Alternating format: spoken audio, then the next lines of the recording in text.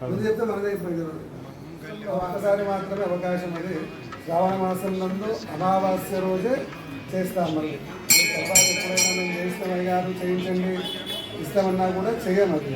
ఎవరు చేయించినా చేయకుండా ఇది భక్తులను మేము ఒక పద్ధతిగా పెట్టుకున్నాము. స్వామివారి సేవకి ఇది సంవత్సరం ఒక్కమారి మాత్రమే అవకాశం దొరుకుతుంది ఇలాంటి అలంకారం. నా పేరు దత్తాత్రేయ శర్మ.